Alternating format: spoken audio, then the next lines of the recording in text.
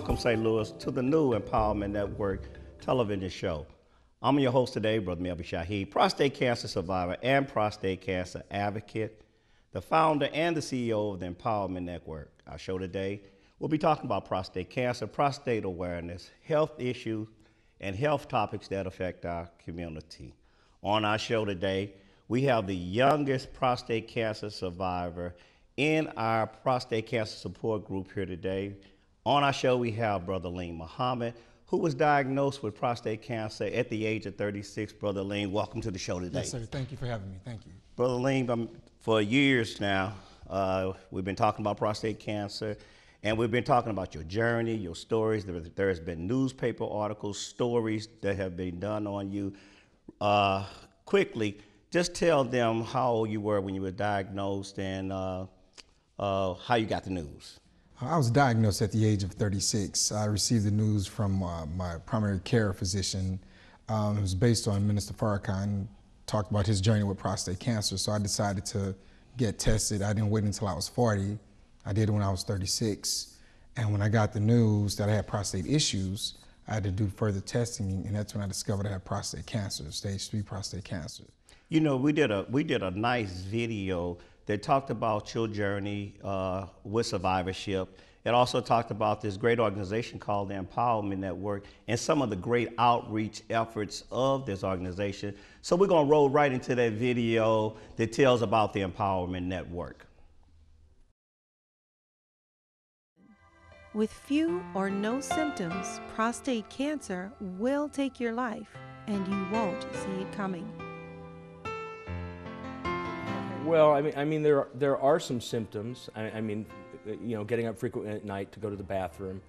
When you are going to the bathroom, you know, it's kind of weak. It's taking you a long time. You can't get going. Those are the two main ones I can think of. But the other one is you really have to be proactive and get checked. If you don't do that, you could go quite some time and not figure it out. I mean, you have to know the symptoms. It's like any other thing. If you get a pain in your chest, you know that you might have a heart attack. Well, if you're getting up all the time at night to go to the bathroom, maybe you ought to get your PSA checked to figure out what's going on. The prostate is a walnut-sized gland below the bladder and is part of the male reproductive system. The prostate gland surrounds the urethra, a tube that carries urine and semen out of the body. Men have a prostate gland because it creates most of the fluid in semen. This fluid nourishes and protects sperm. For any man, getting news of prostate cancer is devastating, but not getting checked or catching it in time will absolutely take your life. I was working not terribly far from here in the Central West End. We were doing a story regarding school. We were out on location. I was editing the story. I was busy. My cell phone rang. I looked down, and you know, it's television news. We're always like behind. We have to keep hurrying. I said, you know, folks, I've got to take this call. And I stepped out of the live truck, and my urologist was on the other end. And he said, well, Steve, I'd like you to come to the office. I said, you know what, doctor, I'm a big boy, and I don't have time for this. Just tell me what you got to tell me. And he told me, he said, well, you have prostate cancer. I said, all right, what's the next step? He said, you need to make an appointment. You need to come in and talk to me. You need to bring your wife and do that, you know, first thing in the morning. I said, okay, I'll do that. I closed my cell phone. I went back inside the truck. I continued to edit. I did the 2 live shots, and I drove back to the television station and went home. And I think all the time that I was driving home, you know, I knew the toughest part was going to be telling my family. I think it is for everybody. Because I still think that it's easier for me to have prostate cancer than it is for them to deal with the fact that I have prostate cancer. But you know, it is what it is. You have to push forward. Prostate cancer affects not only the man, it attacks the family physically, emotionally, financially, and psychologically. When the man has prostate cancer, the family has prostate cancer. I sat my wife down and I told her, and And she said, well, we're going to do whatever we have to do to get this right. You know, we're going to move forward. And then I brought both of my daughters over. I don't know whether it was that night or the next day, and I told them. And they pretty much have the same proactive idea. And one of my daughters is a registered dietitian, so she's got a fair amount of medical knowledge, so she kind of understands the situation probably better than the rest of the family. And we just move forward from there. I mean, we kind of move forward as a family. That's what we do. Prostate cancer does not play favorites. It is not prejudice. It attacks all colors and races, rich and poor, weak and strong, old and young.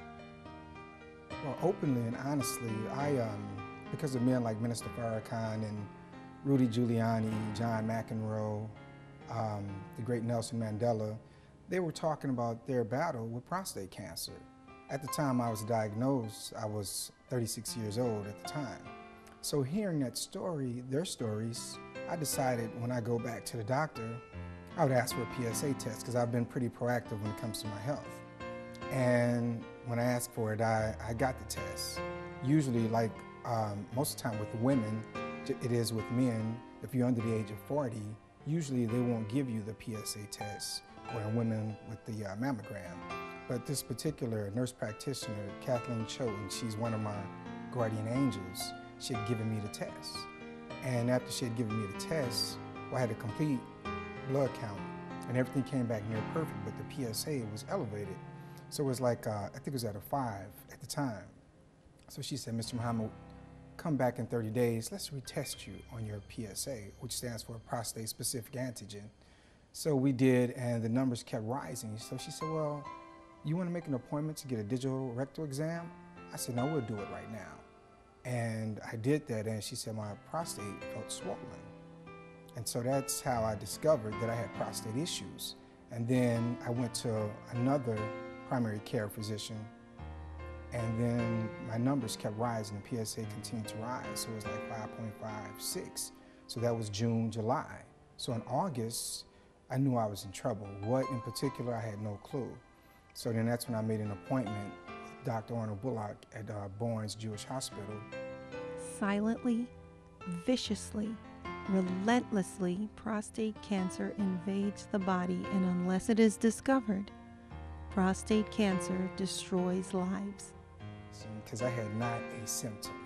I'm walking around with a stage 3 prostate cancer. 4 is usually when they can't do much for you, and I had no clue I was sick, not one symptom. Even a healthy body can be attacked by prostate cancer. But when I got the phone call, I was shocked because I had never had a sick day in my life. Although prostate cancer can be deadly, getting to a doctor and getting diagnosed can save your life. Well, what led to that diagnosis was a simple phone call. The phone call that many prostate cancer survivors get from their urologist indicating that I had a very, very aggressive form of prostate cancer. On the Gleason scale for grading the disease, I was graded at a stage 2 and at a stage 9 on the Gleason scale. The Gleason scale provides an effective measurement that helps your doctor determine the severity of the prostate cancer. Well, the stages go from 1 through 4, and usually the higher the stage, the more severe the cancer is. And 4 is usually when there's not much that they can do for you anymore. And I was at a stage 3. So when I found out, I was numb. I felt real bad.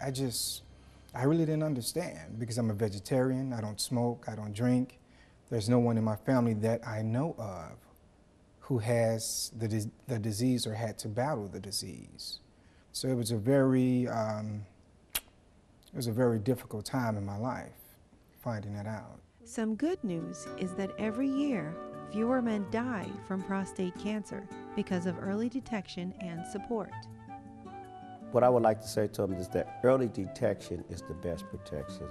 If this disease is detected early, then the survival rate can get greater. So we have to have an understanding on how important it is to get into that doctor's office and get that simple blood test, because it's that simple blood test that might save your life.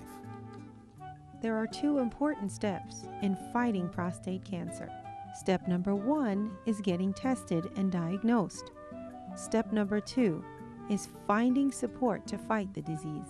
I started lending myself to groups and organizations throughout the city of St. Louis that were working on prostate cancer awareness. Yet, Brother Shahid himself was still damaged from the disease, emotionally and psychologically. And I know deep down inside that I needed help. So I started looking for a support group to kind of help me through my journey and my battle with this disease. I contacted the American Cancer Society as well as some other agencies, but there was no support group in the urban community to help men as they battle this disease. So myself and my very good friend, Brother Isadore Wayne, we decided to start our own support group, that would help men as they battle this disease. So we started with 2 prostate cancer survivors. And in 1 year, this group grew from 2 survivors to over 100 prostate cancer survivors, helping them and their families as they deal with this disease called prostate cancer. Empowerment Network really grew out of a need. And oftentimes in our community, we have to become the service that we need, because oftentimes that service is not in our community. The Empowerment Network was born out of that concept, out of a need to empower families with information and education. The mission of the Empowerment Network is to reach out. The mission of the organization is to provide cancer outreach and advocacy, and support for families and men in our community.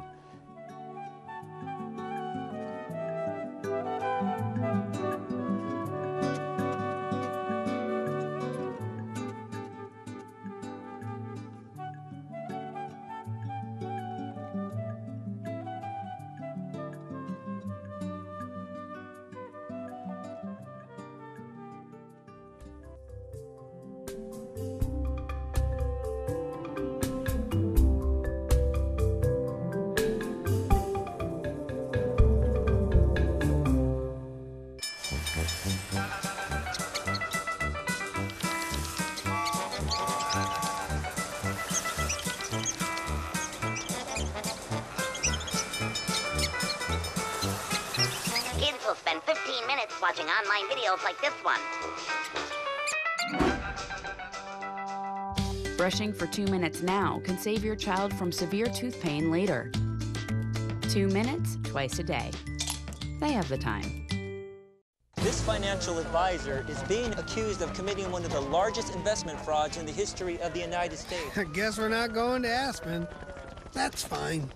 You see, I like tennis balls. He likes insider trading. So he's going to jail and I'm going to a shelter. And no, they're not the same thing. Shelters are for good pets that want to be adopted. Jails are for criminals. I've done nothing. Uh-oh. Ooh, okay, I stole a cheeseburger once. I'm a dog. The odds of this daughter of a clergyman spending 11 weeks at #1 on the U.S. singles charts? 1 in 19 million. The odds of going on to win 6 Grammy Awards? 1 in 1.4 million. The odds of having a child diagnosed with autism? 1 in 110. I'm Toni Braxton, and I encourage you to learn the signs of autism at autismspeaks.org.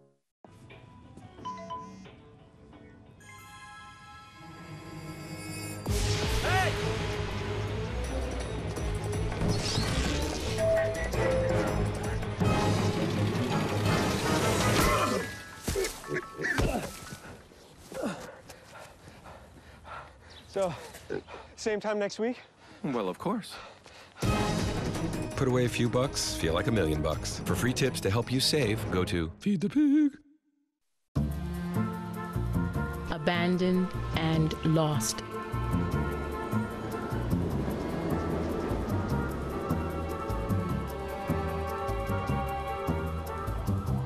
From the dark, cold streets of the city to a cage in the local shelter, to heaven, your lap.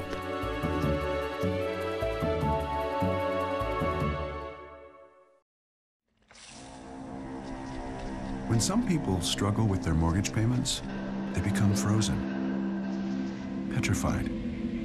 Not knowing what to do, they do nothing. But the people who take action are far more likely to get the most positive outcome. Making home affordable is a free government program. Call now to talk one-on-one with a housing expert about the options that are right for you. Real help, real answers, right now.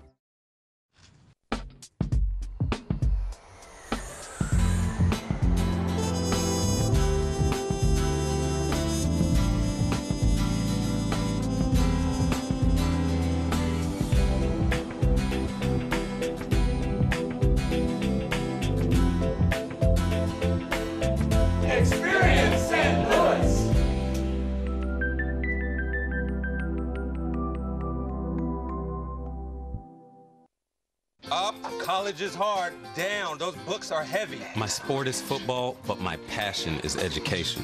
Right up here. So every year I take promising high schoolers on a college tour Lights there, darks there. to show them that higher education means a brighter future. My name is Nnamdi Asamoah.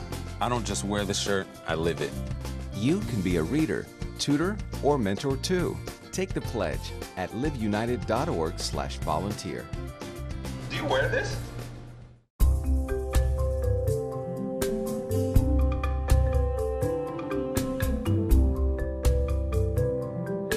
St. Louis. That video was a video about the Empowerment Network and about prostate cancer survivorship. I want to thank SDL TV for producing that great video about the Empowerment Network and about all the great outreach efforts of this 501c organization. One of the missions of the Empowerment Network is to inform, to educate, to support prostate cancer survivors and their families in the St. Louis community. And on that video was the youngest survivor of our organization, Brother Alim Muhammad. Brother Alim, thank you again for taking our time today, coming on our show. Now, statistics says that 1 in 10,000 men under the age of 40 will be diagnosed with prostate cancer. You were that one. Talk about it. Yes, sir. At that particular time, I was that one. So we have to continue to inform and educate the community about prostate issues in prostate cancer, because it could be a silent killer. You may have the disease and may not even know it. So I think we should get tested at the early age of 35 at least, instead of 40. So let's talk about your story. Let's talk about how you got the news, a little bit about the treatment. What was your body going through at the time? Well, at the time, I had no symptoms. When I got the news, I had not one symptom, so it totally caught me off guard. And when I did discover that I had prostate cancer, my doctor told me it'd be better if I have the radical prostatectomy.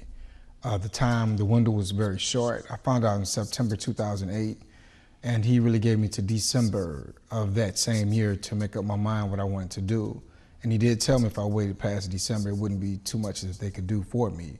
So I decided to have the surgery, and then after that, man, it was a totally different lifestyle, the atmosphere, everything, my thoughts, my emotions. It was difficult. So let's talk about those emotions, man. You know, I was there during that stormy time in your life. I was there when when the sun was not shining brightly in your life.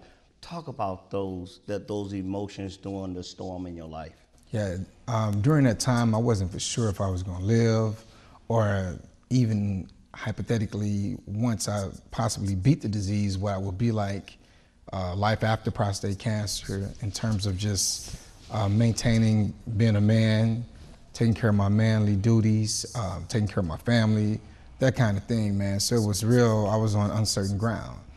I wasn't sure, just dealing with a lot of emotions. So you had some babies at that time too. You had 2 beautiful daughters. Talk about those daughters, man. Yes, sir. Isadore, she's 16 now, and Kadira, she's 9, but they were younger children then. They were like 11 and 4. So just knowing that I need to be there for them was my motivation to keep me going, keep me driven, just to keep doing what I need to do to get better. And then the caregiver. You know, we often talk about on the radio show about how important the caregiver is in the life of a survivor. Talk about your caregiver, man. That caregiver, my mother, man, she's something else. Special lady, man. Very, very. Yeah, she's my angel. She's the wind beneath my wings, and man, she made sure everything was taken care of. You know, I had good food. You know, she kept everything going for me. Everything was great, man, with her, because she made the difference. And even when she felt like she needed to cry, she'd step out the room or take care of business, but she always bounced back, man. And that's the beautiful thing about mothers. Mothers are awesome women. Yeah, and you know, the major ingredients was love, man. Right.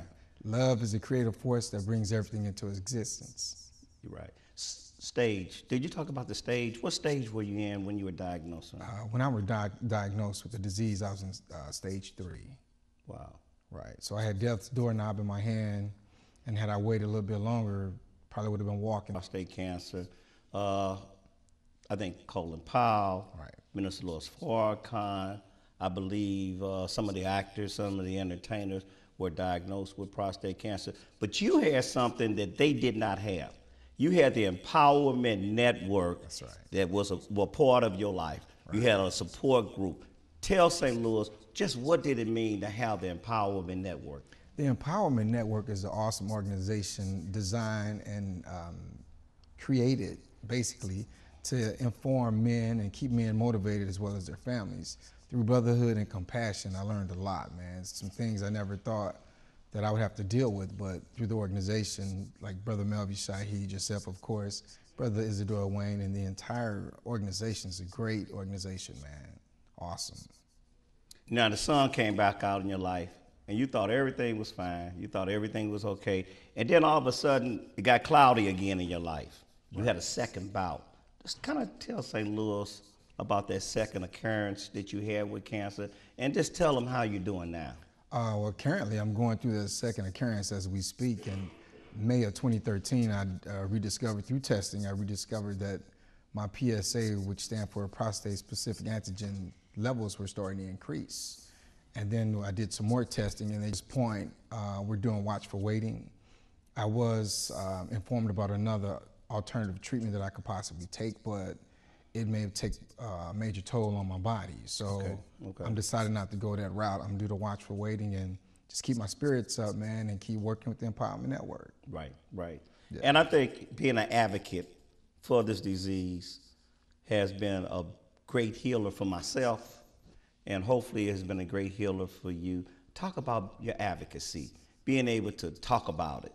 And then after talking about, being about it, talk about it, man. Right, let's talk about it. You're definitely right, though. Talking about it, it does help, man. It relieves the mental, emotional, sometimes the physical pain that I endure at this point.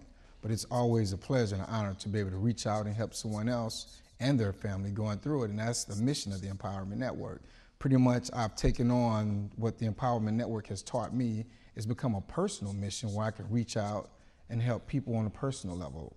Once I leave here, I'm going to the hospital to check on somebody who just went through surgery that I know personally, and that's what it's about. It's part of my life now. Well, you know, the big C word, when you get diagnosed with it, cancer is the most feared word in the English language. It reaps terror and it reaps fear in the lives of those who are diagnosed.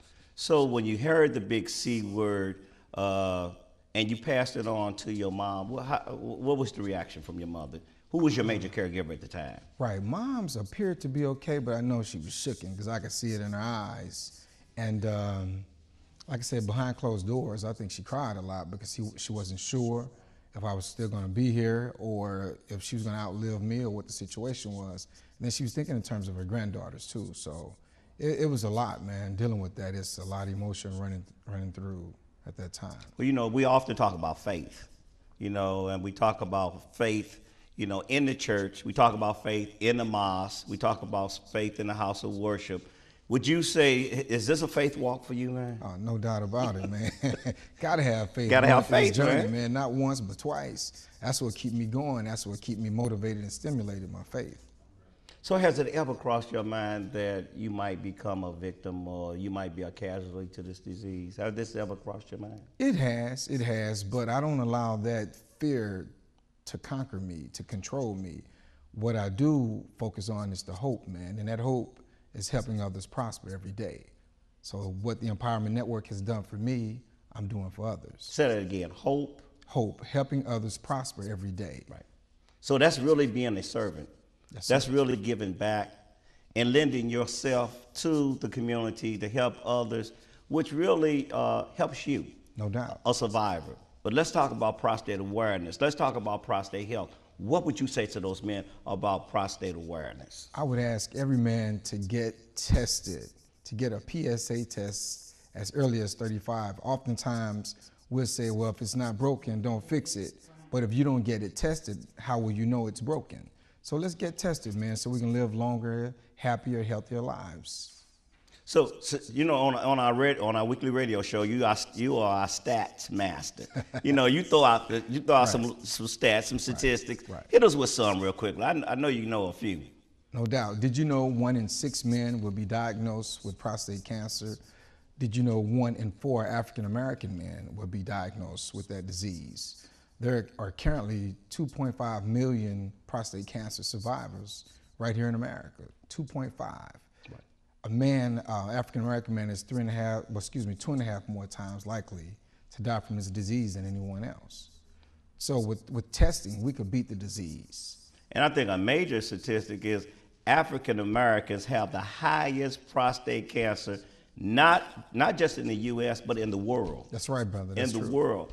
And that statistic alone should suggest to men to get tested. That's right. It's a simple blood test. It really can save your life. It saved my life. Did it save your life? Yes, sir. It saved mine too. So what would you say to the men in the St. Louis community? I'd like to encourage every man to man up today, to step up and stand up and just take care of themselves overall, from the top of our head all the way down to our feet. Live happy and healthier lives. Right. Well, you know, the voice, what today St. Louis can see a face, but they can hear the voices of prostate awareness each and every Sunday at 5 o'clock on WGNU 920 AM, the new Empowerment Network Health Radio Show with your host, Mellve Shahid, the lovely and the talented Lorraine Hall. And I think on the show, you're known as the Dreamer. Yes, sir. We have become the new voice for prostate awareness here in the St. Louis community, informing and educating the community about a disease that's claiming the lives of men in our community at an alarming rate. Lorraine, will you be at the Sunday show? No doubt about it. And the support group, you have to experience the support group. We meet every second Saturday of every month at the Metropolitan Apartment Complex. And I think the address is at 3114 Franklin, St. Louis. You have to experience it. What a beautiful, beautiful gathering of men bonding, laughing, sometimes crying, but it's just an awesome experience. Yeah. The support group has become the winner, I believe, of the 2010 American Cancer Society National Harold P. Freeman Award, given out to cancer groups and organizations that serve the same mission as Dr. Harold P. Freeman in the St. Louis community. I'm really proud of that support group mechanism of the Empowerment Network and all the great prostate cancer survivors who make up the organization. But I want to thank the St. Louis community for being a part of the Empowerment Network and supporting us, man. Because we need support. You know, we need them to visit our website too. We got a great website. You know, www.theempowermentnetwork.net. Theempowermentnetwork.net. They can go on the website. We got a Facebook page. We're on Twitter. We're on all forms of social media. So look at the Empowerment Network, www.theempowermentnetwork website. Right. Any closing remarks? Let's just maintain happy, healthy lifestyles, take care of ourselves and our loved ones, and let's enjoy what God has blessed us with. St. Louis, the Empowerment Network radio show, each and every Sunday at 5 o'clock on WGNU 920 AM. I want to thank you for checking us out today. Thank you.